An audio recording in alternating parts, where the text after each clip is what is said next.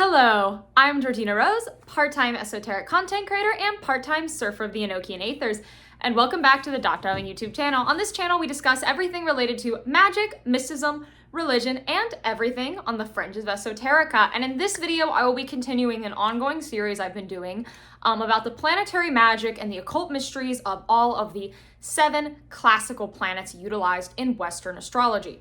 In this series, I discuss the meaning of the planets and all the magical systems related to them and how to begin magical work with that planet and why you might want to do that. And in this video, I'm going to be talking about Mercury. But before I get into the main topic, I would like to mention that I just got back from a trip to Egypt with a bunch of my subscribers. It was one of the coolest experiences of my life. And I am hosting another trip this spring to Greece. So if you want to come with me and some of my subscribers, and experience the beauty of Greece and the esoteric mysteries of Greece, go to that link in my description box and sign up. There is a discount for people who are signing up now, like an early discount. So yeah, hopefully I'll get to see you guys in Greece. Now, let's get into the video. So to begin, I think it is worth discussing what Mercury generally represents. Mercury as a planet is a fast-moving planet. It is closer to the sun than Earth is, and it is one of the most commonly cited one in astrology, and I would say in normie culture, the people who are not like us, who just like look at their horoscope sometimes, or maybe have the CoStar app at most, Mercury is probably the planet they're the most familiar with, because in culture, the term Mercury retrograde has really gone mainstream. And so when we think about Mercury retrograde, we think of our communication getting messed up, business problems, you getting in a lot of traffic jams, and those things are clues to what Mercury represents.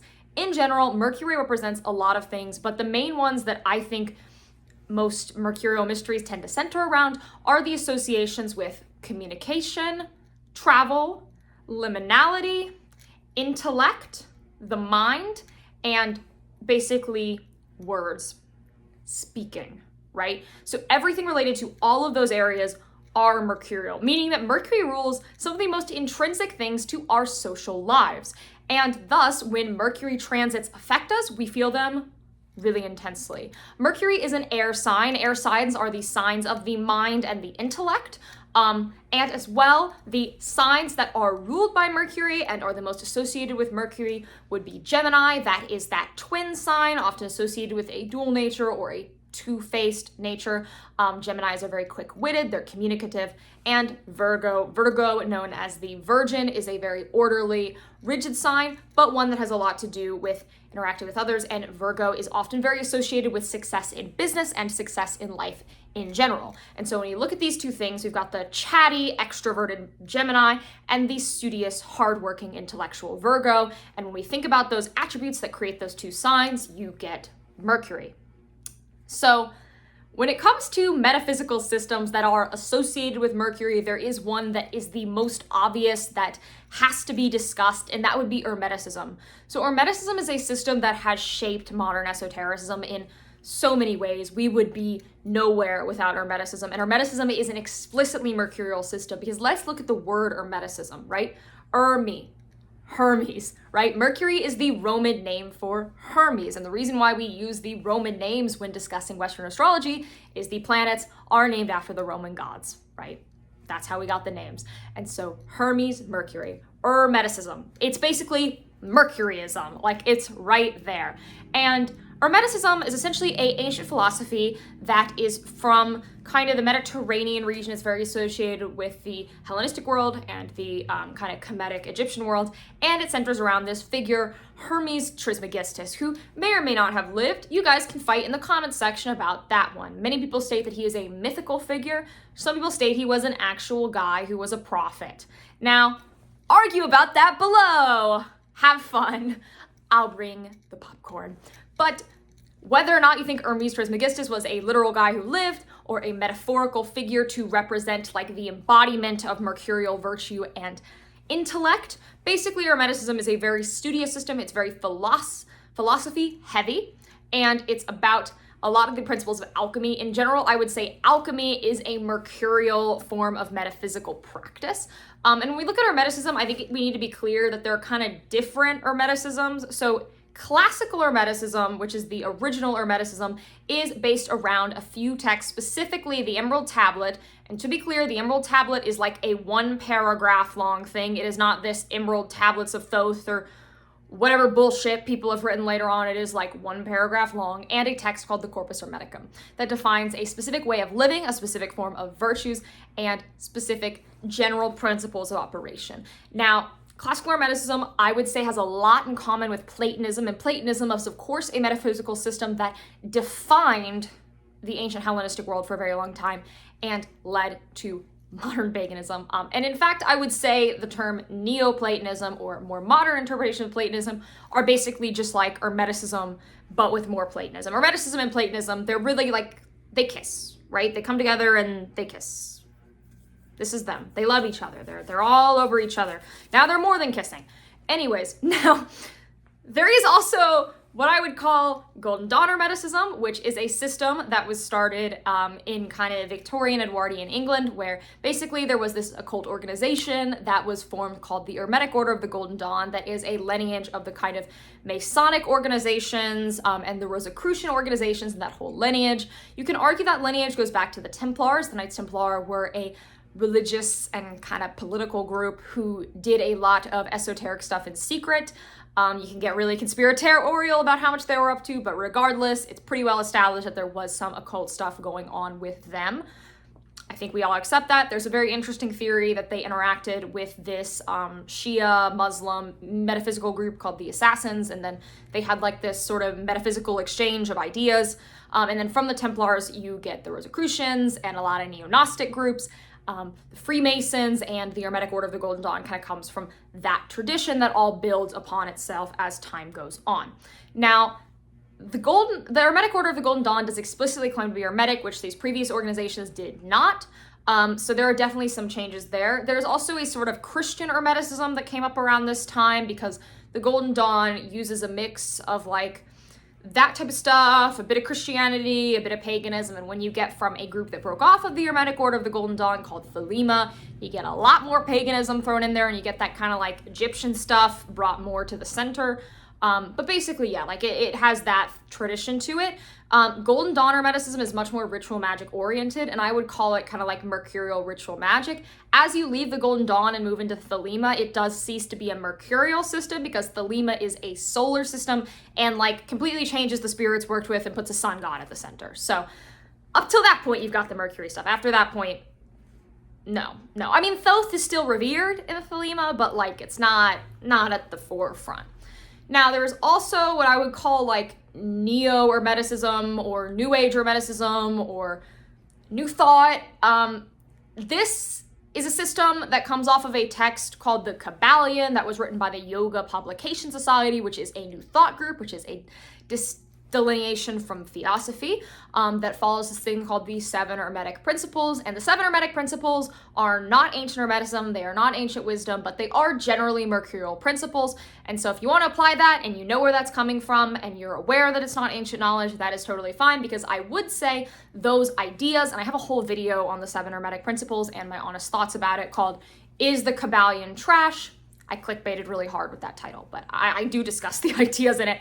And those are mercurial ideas. In general, when we look at mercurial virtues, we're seeing virtue through a slightly different lens, because when people think of virtue, they often think of solar virtue, right? That would be kingship, royalty, whereas mercurial virtue is not about royalty, it's not about kingship, it's not becoming the philosopher king.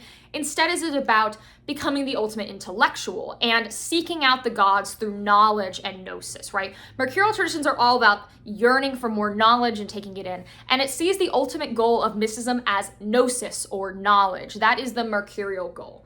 And it is also a little less oriented around straight up unity and dissolution into the divine, which many mystical systems are all about that. Instead, it is more about using knowledge as a proxy to dissolve into the divine, or knowledge for knowledge's sake. It's all about knowledge. That is the key to the mercurial mysteries. Now, alchemy as a system, which was one of the most influential systems for, really a lot of European history, is very mercurial in nature. In alchemy, there are specific kind of alchemical principles, and of course, there is a physical practice to alchemy that is known as a practical alchemy or physical alchemy. You can call it a number of things. Now, I will say some people use the term practical alchemy for like alchemically derived magic.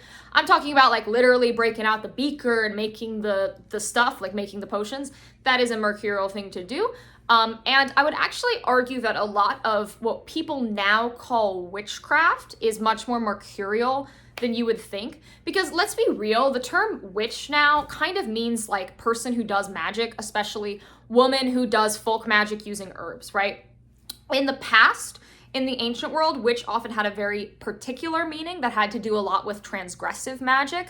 I would say what people call sorcery now is really what witchcraft was in the ancient world, right? Witchcraft was very taboo, and it was about sort of breaking rules, and it was much less about like virtue and whatnot. Like that was not really a thing when we're talking about ancient witchcraft.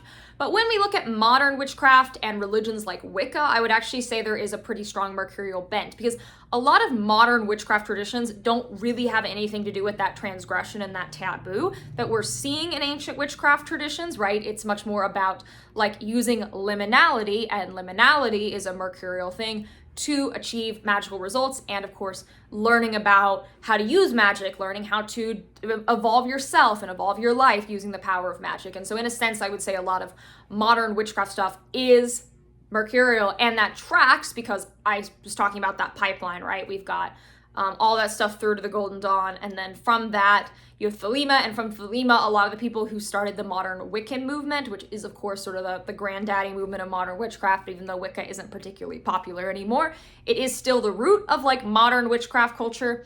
A lot of that does come from Thelema, and a lot of them had disagreements with Thelema's views on elusive morality, and so in a sense they've like kind of they've taken like the philosophy of Thelema out, mostly, with some things remaining, like the ideas of will, which Crowley added, they keep in, and then they smash it with some more of those virtues that were brought up in the Golden Dawn, because Wicca does have a strong moral code to it. And then of course you keep all that paganism in, and you make it even more pagan. And I would say even more pagan doesn't make something not mercurial, because mercurial traditions, when we look at them, are often kind of a blend of like pagan and Abrahamic, but I think you can go full pagan with Mercury for sure. And in the ancient world, people certainly did that. In general, I was talking about liminality.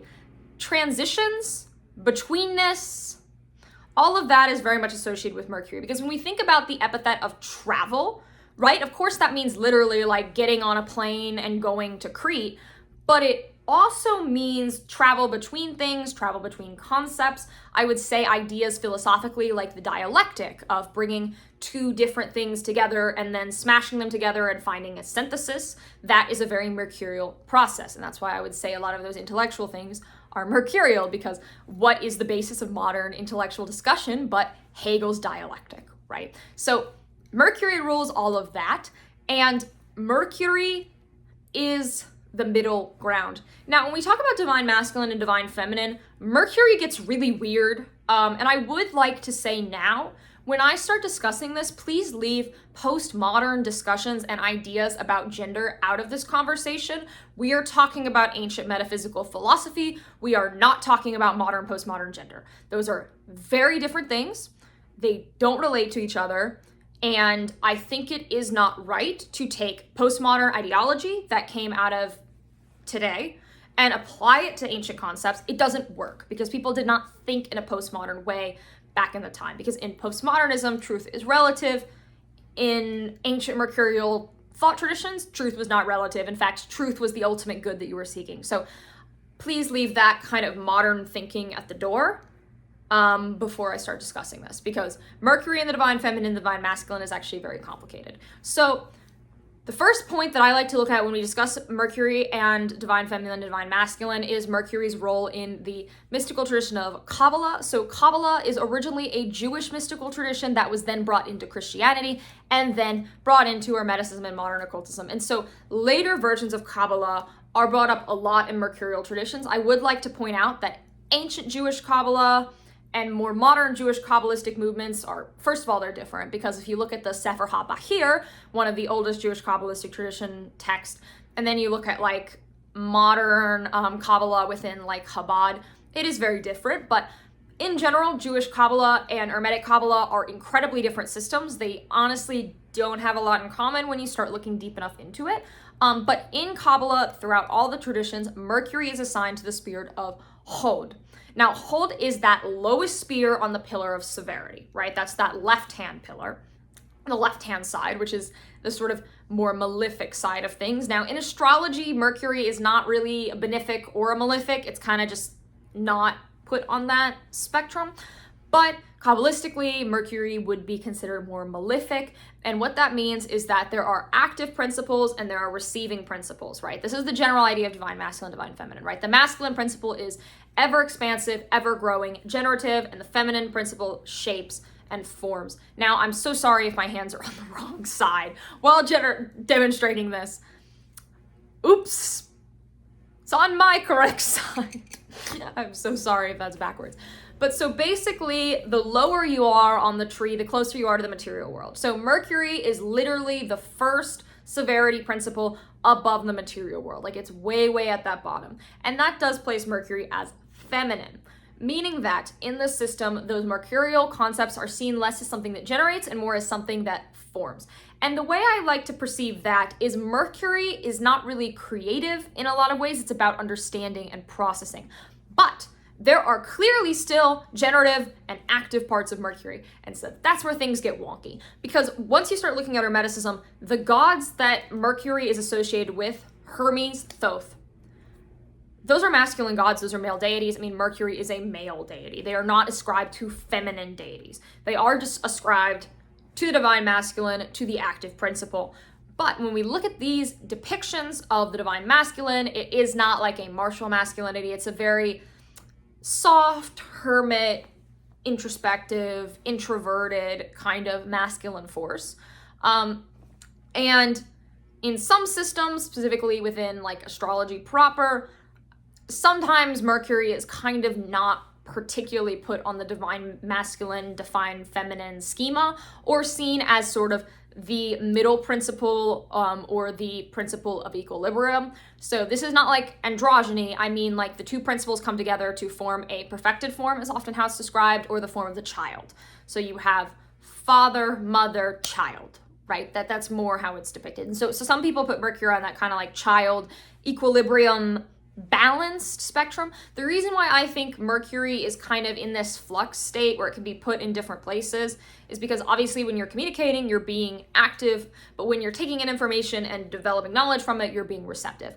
And so Mercury does kind of transcend these lines and is kind of liminal between these things. And that is where that Mercury association with the liminal comes in, and why Mercury is so associated with magic, because what is magic but working with the liminal, right? And often in many ritual forms, you bring the masculine and the feminine together to essentially represent creation in a metaphysical form. So Mercury is heavily useful to people who are trying to get magic done. Now, specific magical practices that have a lot to do with Mercury are going to be magic related to business and finance. Obviously, communication and travel and intellect all come together in business. Now, there are some business markets where I would say Mercury is probably not the planet you want to be working with. I think when we come to money magic, I split things between Mercury and Jupiter, because Jupiter is the planet of expansion and growth, and Mercury is of communication. So depending on what field you are in, whether you're doing money magic with Mercury or Jupiter will vary. I think specifically if you are in a public-facing role, like maybe you are a salesperson or a realtor or someone who speaks for a living or a journalist or something like that, like Mercury is going to be your business correspondence. And if you're like, say, in construction or you build things for a living or you are a artisan or something, probably more Jupiter is going to be your business planet. But yeah, things about money often have a lot to do with Mercury. As well, if you are trying to develop better social skills, I know that is a struggle for a lot of people in the internet age where you stare at a screen all the time. A lot of people don't know how to interact with people in real life. And so when it comes to developing social skills, Mercury is the planet to work with. And I find when I look at the natal charts of people who struggle socially, they often have a Gemini or Virgo placement that is a little bit unfavorable. So if you have social issues, definitely work with Mercury. As well, for developing friendships and social networks, that could be business or personal, like even just finding a group of cool people who you can go to the bar with on the weekend, right? Mercury would be the planet to work with for that. So for basically anything you need to deal with other people, Mercury is the way it goes. And that's why I believe for the normies, Mercury retrograde is the astrological transit that gets their attention the most, because when Mercury isn't working right and our social communication and our travel and all of that is not working right, things fail. As well, there are a number of new magical systems that relate to technology. There is technomancy, or using technology to do divination, or using technology to make sigils. There are people who are doing like coding magic and doing sigil generators and all of these things. Now, this is not personally part of my practice. I don't partake in technological magic, but all technological forms of magic are ruled by Mercury, as technology and thus the internet are ruled by Mercury. So you are interacting with Mercury right now. Very cool, I think. YouTube is also ruled by Mercury, if you can't tell. Now, Twitter is ruled by Mars. Twitter is an Aries. Explains a lot, doesn't it? No, but technically it would be ruled by Mercury, but it is true, Twitter is an Aries. Basically, anything to deal with communication is Mercury. So Mercury remediation is probably the planet that everyone needs to remediate the most. Remediation is doing actions that are ruled by a planet to have a better relationship with the planet and be favored by the planet. Being favored by Mercury is probably one of the biggest W's you can take in astrology. If you have a naturally well-placed Mercury, that is an amazing place to be.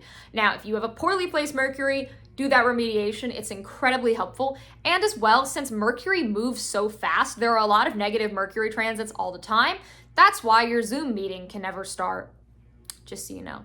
But Mercury retrograde is, of course, the big one. And during Mercury retrograde, I advise doing the Orphic hymn to Mercury, saying that just every single day, and trying to communicate more. Now, I wouldn't communicate important things during Mercury retrograde, but just generally communicate more. Maybe talk to the person checking out your groceries, even though the last thing you want to do in the world is talk to the person who's checking out your groceries, right?